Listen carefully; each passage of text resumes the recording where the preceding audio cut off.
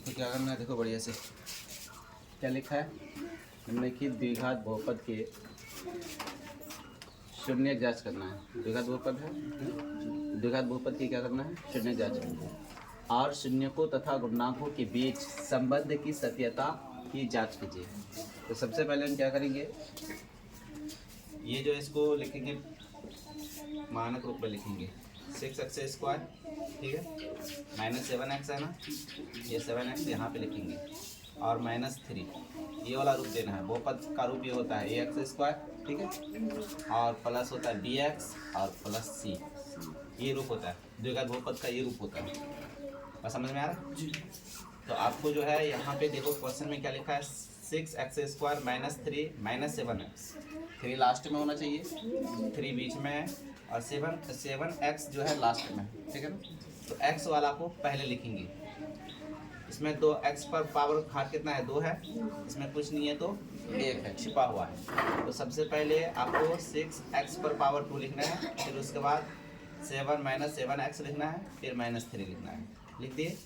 अब हमें क्या करना है, अचर पद को, अचर पद 3 है, ये अचर पद को x² के गुणांक जो 6 है उससे गुना करेंगे।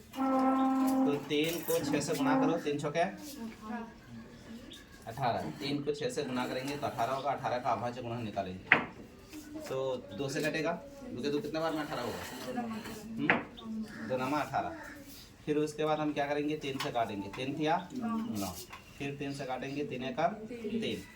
अभाज्य गुणन आपका कितना है, 1 2 3 अभाज्य गुणन आया, समझ में आया। तो अब हमें क्या करना है, यहाँ पे गुना करने पर 18 होना चाहिए, जोड़ने घटाने पर कितना होना चाहिए, 7x होना चाहिए। तो कैसे करेंगे, 3 थिया 9 और 2 को 1 से गुना करेंगे, 2 1 2, 9 में से 2 घटाएंगे तो क्या आएगा, 7 आएगा ना। लेकिन हमको माइनस में चाहिए 7, प्लस में नहीं, हमको किस में चाहिए, माइनस में, इसलिए 9 को माइनस में लेंगे और 2 को प्लस में लेंगे, ठीक है।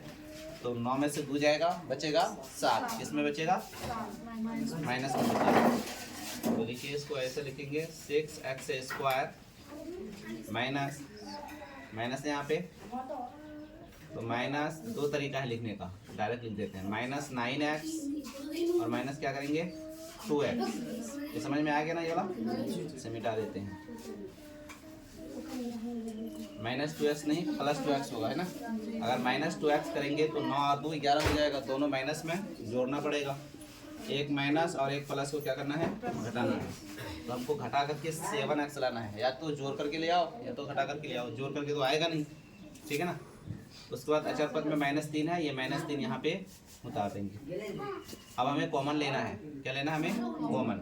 तो कॉमन किस संख्या, क्या 6 को ले ले, अगर 6 को हम कॉमन लेते हैं तो 6 से 9 नहीं कटेगा, कटेगा क्या। अगर हम 3 कॉमन लेते हैं तो 3 से 6 भी कटेगा और 3 से 9 भी कटेगा। तो 3 के साथ हम x भी कॉमन लेंगे, ठीक है ना। 3 के साथ हम क्या लेना है हमको, x भी कॉमन लेना है। तो x कॉमन लिए, 3 दूनी 6, x² है, 1x यहाँ पे है तो 1 बचेगा ना, माइनस उतार लिए, 3 के 3 कितना बार बना होगा, 3 तिया 9, ये x से x खत्म, यानी कि ये 9x है ना, इसको भाग देना है, 3x जिस कॉमन लिए हैं भाग देगा, x से x खत्म, 3 कम 3, 3 तिया 9, -3 बचेगा, -3 यहाँ दे दिए, ठीक है।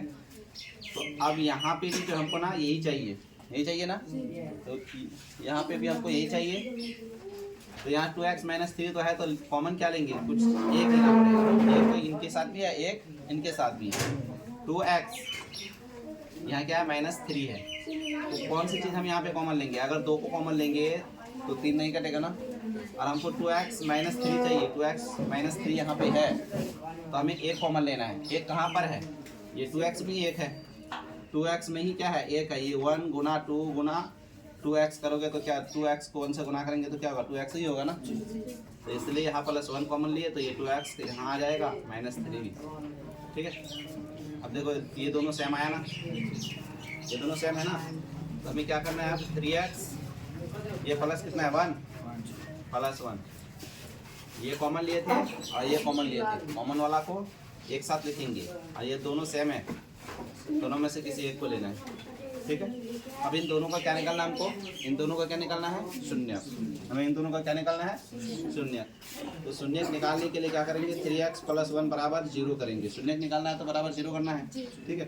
अब 3x + 1 है तो बराबर के उस पर जाके क्या हो जाएगा? -1, ठीक है। हमें x का मान निकालना है। किसका मान निकालना है? तो ये 3x के साथ किस में है? गुना में है। बराबर के उस पर जाएगा बट्टे में, ठीक है। एक शून्य निकल गया, -1/3। अब दूसरा शून्य निकालेंगे। 2x - 3 बराबर 0। पहले इसका निकाले ना, इसका इस साइड में निकाल लेते हैं। तो 2x - 3 है, बराबर के उस पर जाएगा तो क्या होगा? +3 होगा। और इसलिए x बराबर ये 2x के साथ गुना में है, उस पर जाएगा तो बट्टे में होगा। ये 2 शून्य आपका निकल गया। समझ में आया? 2 शून्य निकल गया। एक है द्विघात बहुपद में कितने शून्य होते हैं? 2 शून्य ना। और त्रिघात में बोलो 3 होते हैं। और रैखिक बहुपद में 1 होता है। देखो रैखिक बहुपद का ये रूप है ax + b, ये रैखिक बहुपद का, ठीक है ना। और द्विघात बहुपद के लिए ax² + bx + c।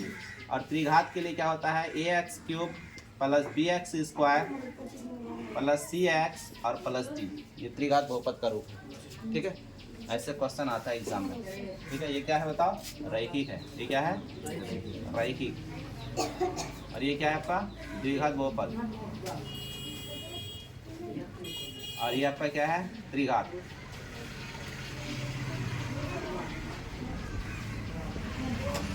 समझ में आया? तीनों से याद रहेगा ना। रैखिक बहुपद में 1 शून्यक होता है, द्विघात बहुपद में 2 शून्यक होता है, त्रिघात बहुपद में कितने शून्य? इसी तरह से चतुर्थ घात बहुपद में कितने हो जाएंगे? 4 हो जाएंगे ना। चलिए, तो हमें अब क्या करना है? हमें शून्यक और शून्यक तथा गुणांकों के बीच यानी कि यहाँ पे लिखना है शून्यकों का योग, शून्यकों तथा गुणांकों के बीच, नहीं सही है, शून्यकों तथा गुणांकों के बीच संबंध की सत्यता की जांच भी करनी है। तो अब हम क्या करना है? हमको शून्यकों का योग निकालना है। शून्यकों का योग, शून्यकों का योग करना है। 2 शून्य का आया था ना। एक शून्य का -1/3, योग में क्या होगा? प्लस होगा। और एक शून्य क्या आपका? 3/2। तो इन दोनों का क्या निकालेंगे हम? एलसीएम। 3 और 2 का एलसीएम कितना होगा? 6। कितना होगा बताओ? 6 होगा। 3 के 3 कितना बार में 6 होगा? 3 दूनी 6, 2 बार। 2 बार में 6 होता है तो 2 को ऊपर में 1 है, उससे गुना करेंगे। 2 एकम 2, प्लस है यहाँ प्लस। 2 के 2 कितना बार में? 6। 2 तिया 6, 3 बार। 3 तिया 9 होगा। 9 में से 2 जाएगा कितना? 7। 7 बट्टे क्या हो जाएगा? 6। अब देखिए यहाँ पे 7 आया। 7 कहाँ है? यहाँ है ना। 7x है ना। ये किस में? माइनस में है। किसमें? ये माइनस में। यहाँ पे हमारा किसमें आया? प्लस में। माइनस में लाने के लिए इसको भी तोड़ना पड़ेगा, बस समझे। तो नहीं तोड़ेंगे, ऐसे लिख देंगे। 7 जो आया किसका गुणांक है? x का गुणांक है। किसका गुणांक है? या तो तोड़ दो, -7 माइनस प्लस हो जाएगा ना। तो बराबर x का गुणांक, x का गुणांक 7x का गुणांक है। और 6 किसका गुणांक है बताओ? ये नीचे 6 आया, किसका गुणांक है?